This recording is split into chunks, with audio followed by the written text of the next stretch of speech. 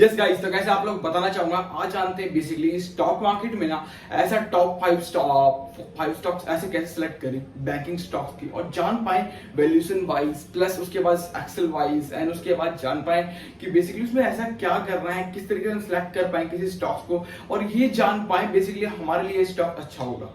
वो कैसे? अगर सब कुछ सीखा हमने सीखा आरओए क्या होता है, हमने सीखा एनपीए क्या होता है, हमने सीखा कासा क्या होता है, हमने सीखा एडवांस ग्रोथ क्या होता है, हमने सीखा सीआरआर क्या होता है, एवरीथिंग जाना।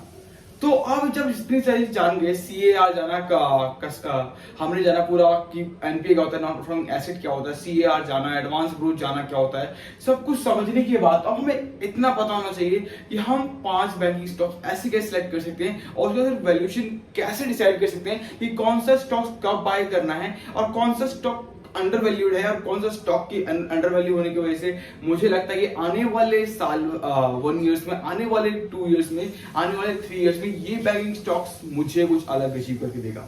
और ऐसा कैसे पॉसिबल हो सकता है, ये जानेंगे डिटेल्स बाय डिटेल्स। ऐसे टॉप 5 स्टॉक कैसे सेलेक्ट कर सकते हैं, एक्सेल फाइल कैसे बना सकते हैं जिससे कि हमें पता चल पाए, और बहुत इजी तरीके से हम ये समझ पाए, कंसीडर कर पाए कि यस, ये 5 बैंकिंग स्टॉक्स टॉप के हैं और ये टॉप मैनेजमेंट कंपनीज है, अभी इस वक्त इस जगह पे इस तरीके से वर्क कर रही है। स्टिल मैनेजमेंट इतनी अच्छी है तो देन यहाँ वर्क कर रही है। अगर थोड़ा सा और मैनेजमेंट में चेंजेस होते हैं तो कंपनी और कितना वर्क कर सकती है। वो कैसे डिसाइड होगा, कैसे करते हैं, एवरीथिंग जानेंगे डिटेल्स बाय डिटेल्स। चलते हैं अपने व्हाइट बोर्ड पे और जानते हैं बेसिकली कि हम कैसे किसी कंपनी को ऐसे वैल्यूएशन कर सकते हैं। राइट, देखो फर्स्ट पॉइंट, देखो पहली बात की है इन्वेस्टर प्रेजेंटेशन। आपको इन्वेस्टर प्रेजेंटेशन खोल के पढ़ना इस तरीके से है। बेसिकली वो मिलेगा कहाँ पे डॉक्यूमेंट, ये हर किसी को नहीं पता होता, बिकॉज ज्यादा फिर टिकट टेप पे जाओगे या फिर आपको कहीं और जाओगे किसी वेबसाइट पे, तो देन आपको एक अमाउंट पे करना पड़ता है। बट आपको मैं फ्री ऑफ कॉस्ट बताऊंगा कि कहाँ पे आपको मिलेगा इन्वेस्टर प्रेजेंटेशन, जहाँ से आप पढ़ सकते हो विदाउट एनी कॉस्टिंग दिए। आपको फ्री ऑफ कॉस्ट वो मिल जाएगी फाइल, एंड वहां से आप सारे स्टॉक्स के बारे में, जितने भी स्टॉक्स है मार्केट में 5500 5000 सारे स्टॉक्स का फाइल आप अच्छे से निकाल करके डॉक्यूमेंट की और सारी चीजें रीड कर सकते हो। राइट, बट लेकिन हमें ये भी तो पता होना चाहिए कि हमें पढ़ना क्या है। इन्वेस्टर प्रेजेंटेशन में हम फाइल खोल ली, फाइल खोलने के बाद हमें क्या पढ़ना है, कैसे पढ़ना है, क्या इंपॉर्टेंट पॉइंट्स होने चाहिए, हमें वो कैसे पता चलेगा। राइट, कोई दिक्कत नहीं, जानते हैं number 1 by number 1, number 2, number 3, number 4, number 5 step by step जानेंगे। राइट, तो कोई दिक्कत नहीं, 5 पूरे मेजर पॉइंट डिस्कस करूंगा और बता पाऊंगा कि कैसे डिस्कस करना है, कैसे जानना है, कैसे सिलेक्ट करना है किसी स्टॉक्स को, और सिलेक्ट करने के बाद कैसे हम एक मेजोरिटी पॉइंट क्रिएट कर पाए वैल्यूएशन वाइज, आपने अंडर वैल्यूड वाइज किया, ये स्टॉक अंडर वैल्यूड है एंड स्टिल इसका प्राइस ये है, एंड कंपनी थोड़ा सा अगर गुड अच्छा वर्क करती है देन इस कंपनी की ग्रोथ अच्छी दिख सकती है। कैसे सिलेक्ट होता है, कैसे वैल्यूएशन की जाती है, सारे कुछ जानेंगे डिटेल्स बाय डिटेल्स। देखो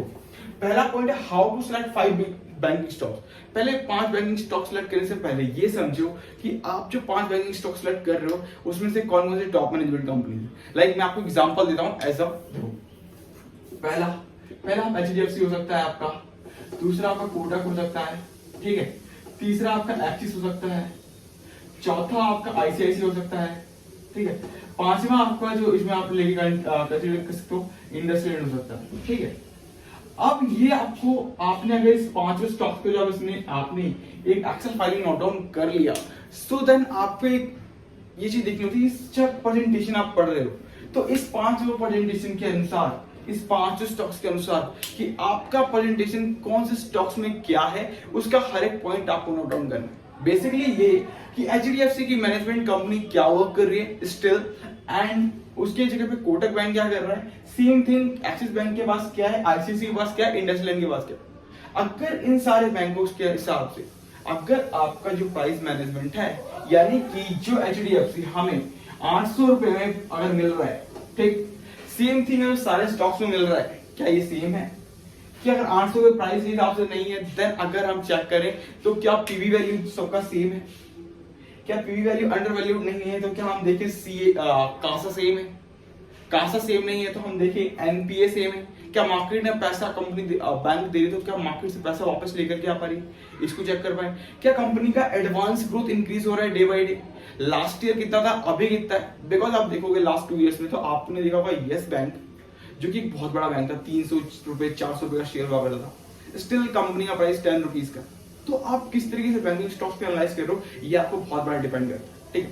तो देखो HDFC, Kotak, axis, ICICI, IndusInd, तो मैंने कहा 5 स्टॉक्स को आपको बताया, तो 5 स्टॉक्स को आप कैसे डिफाइन कर रहे हो कि ये स्टॉक्स आपके स्टॉक में होना चाहिए, आपके पोर्टफोलियो में होना चाहिए। तो उससे पहले आप इन सबको पहले ये नोट डाउन करो कि उसका प्राइस क्या, प्राइस के बाद पीवी वैल्यू क्या है, पीवी वैल्यू निकालिए तो उसके बाद देखो कि कासा से क्या मैच हो रहा है, बैंक का करंट अकाउंट कितना है, सेविंग अकाउंट कितना है। अगर करंट अकाउंट सेविंग अकाउंट का रेशियो बढ़ भी गया है तो आप उसका एनपीए चेक कर लो कि कम, अगर बैंक उसको वर्क कर रही है तो कितना पैसा मार्केट में दे रही है, कितना पैसा लेकर के आ पा रही है। प्लस उसके बाद अगर ये चीजें भी हो जाती है देन आप वो चेक करो कि जो बैंक दे रही है पैसा वो वापस भी उसी तरीके से आ रहा है, एनपी, नॉन परफॉर्मिंग एसेट। और अगर ऐसा है तो उसके बाद सिलेक्ट करो, उसके वैल्यूएशन देखो कौन कितना महंगा मिल रहा है, कौन कितना सस्ता मिल रहा है आपको, राइट। अब देखो सेकंड पॉइंट है how to make list on Excel file. तो लिस्ट बनाने के लिए नॉर्मल से 5 स्टॉक्स के लिखो या फिर यहाँ पे 10 स्टॉक्स के लिखो, यहाँ पे नीचे ऐड कर दो साउथ बैंक, डीसीबी बैंक, नीचे इलाहाबाद बैंक एंड और भी बैंक्स ऐड करने के बाद अब एक वैल्यूएशन करने के लिए आपको सारे प्राइस लिख लो। एक मार्केट कैप फंड होगा, एक आपको इंटरप्राइज वैल्यू मिलेगी, इन दोनों प्राइस को नोट डाउन कर लो। नोट डाउन करने के बाद अब इसका देखो कि बुक वैल्यू क्या है। जब अगर आपको बुक वैल्यू किसी अंडर वैल्यू लग रही हो मार्केट के हिसाब से, अगर बुक वैल्यू अंडर वैल्यूड हो, आने वाले पॉइंट में डिस्कस करूंगा कि बुक वैल्यू होता क्या है बेसिकली और कैसे हम इसको डिफाइन कर सकते हैं। देखो बुक वैल्यू किसी को किसी भी स्टॉक्स में आपको लग रहा है कि बुक वैल्यू बहुत कम है मार्केट के अनुसार से और आने वाले टाइम पे अगर मैनेजमेंट थोड़ा सा अच्छा वर्क करती जो अभी कर रही है तो आई थिंक इसका प्राइस डबल हो सकता है। तो डेफिनेटली आप इसके ऊपर वर्क कर सकते हो अपने माइंड कंसंट्रेशन के हिसाब से जो आपका माइंड में थॉट करता है, राइट। उसके बाद थर्ड पॉइंट है how to select undervalue stock. तो मैंने क्या कहा था आपको बैंक जो बुक वैल्यू अगर आप निकालते हो तो बुक वैल्यू आपको ये बताता है बेसिकली कि आप जो स्टॉक सिलेक्ट कर रहे हो क्या वो अंडर वैल्यूड है, यानी कि किसी का प्राइस मार्केट के हिसाब से 500 रुपए होना चाहिए, स्टिल वो वर्किंग अभी 100 रुपीज पे कर रहा है। क्या ऐसा है? और अगर ऐसा है तो फिर ऐसा क्यों है?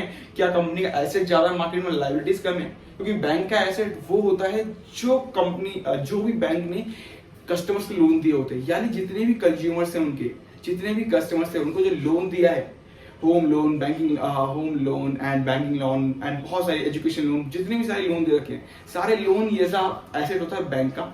एंड लायबिलिटीज वो होती है जो कंपनी के पास डिपॉजिट, फिक्स डिपॉजिट्स होती है। तो क्या कंपनी के पास फिक्स डिपॉजिट ज्यादा है या फिर लोन की संख्या ज्यादा है, यानी एसेट ज्यादा है, लायबिलिटीज ज्यादा है, ये आपको सेलेक्ट करना है। उस तरीके से आप उसको डिफाइन कर सकते हो। क्या एसेट एंड लायबिलिटीज को मिलाने के बाद एसेट की संख्या 1% से ऊपर है या 1% से नीचे है, ये भी आपको सेलेक्ट करना पड़ेगा, राइट।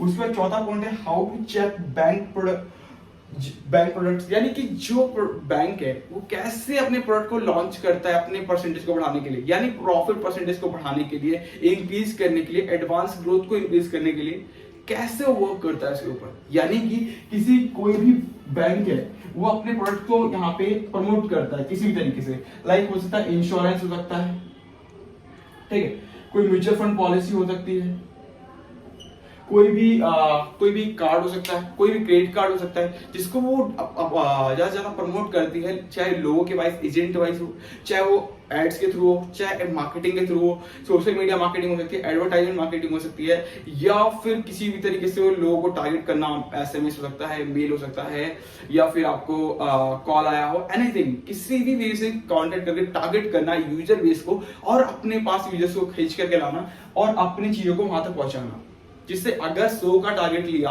एंड 50 कस्टमर्स भी उसमें आते हैं, यानी 0.5, यानी 50% का भी टारगेट रहता है हमारा, तो देन वहां पे क्या कंपनी उसको इंप्रूव कर पाती है, उस टारगेट वेट से कितना प्रॉफिट जनरेट कर पाती है, मुकाबले जितना उन्होंने एसेट लगाया, जितना लायबिलिटीज थी, उसके हिसाब से क्या फंडा बनता है, राइट। मतलब कि कंपनी ने इन्वेस्ट 100 रुपए किए थे, उस जगह पे कितना प्रॉफिट बना के लेके आ पाती है, एंड वो अपने प्रॉफिट यानी एनपीए के हिसाब से कितना प्रॉफिट दिखा पाती है कि इतना हमने मार्केट से नहीं भी ले आ पाए, फिर भी इतना प्रॉफिट हमारा जनरेट होता है, अर्निंग पर शेयर कितना हो रहा है मार्केट का, ये भी हमें पता कर पाते हैं उस तरीके से, राइट। लास्ट है P value, CASA, NPA, ROA, advance growth. तो देखो इसको नॉर्मल से फंडा है कि आपको ये 10 स्टॉक लिखने के बाद नॉर्मल ये डिसाइड करो कि मार्केट क्या, फंड क्या है, फिर देखो एंटरप्राइज वैल्यू क्या है, फिर देखो बुक वैल्यू क्या है, फिर देखो कासा क्या है, करंट अकाउंट, सेविंग अकाउंट कितने कंपनी के पास, प्लस उसके बाद देखो एनपीए क्या है, नॉन परफॉर्मिंग एसेट, जो पैसा मार्केट में बाहर दिया लोगों को उससे कितनी जल्दी कितना लिखा हुआ है, क्योंकि इंडिया में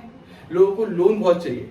इंडिया में यूएस वाला हाल नहीं है कि आपको लोन नहीं चाहिए, जिसको भी नहीं भी जरूरत है फिर भी बंदे को लोन चाहिए, ठीक है। अगर उसको लोन चाहिए तो क्या लोन से पैसा वापस आ रहा है, बैंक वापस लेके आ पा रही है, ये बहुत बड़ा कंसर्न है, ठीक है। तो आपको उस तरीके से वर्क करना है एंड उसके बाद एक्सेल फाइल बनानी है, फिर चेक करना, चेकआउट करते करते आप समझ जाओगे कि कौन से ऐसे 3 स्टॉक्स या 5 स्टॉक्स हैं जो मेरे अनुसार अंडर वैल्यूड है, इसका प्राइस लेस देना है, आने वाले टाइम पे ये इतना आपको ग्रोथ करके दिखा सकता है, राइट। अपने आप ही आप सिलेक्ट कर सकते हैं। वीडियो अच्छी लगी तो लाइक कर लीजिए, शेयर कर लीजिए। Thank you so much guys.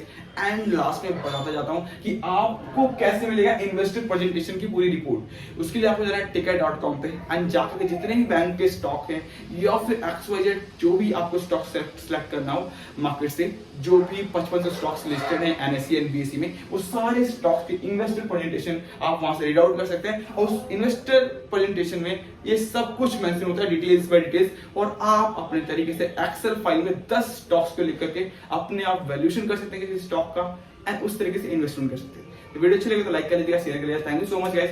मिलते हैं नेक्स्ट वीडियो में और जानते हैं बैंकिंग स्टॉक में और बड़ा क्या हो सकता है। Thank you so much guys, love you.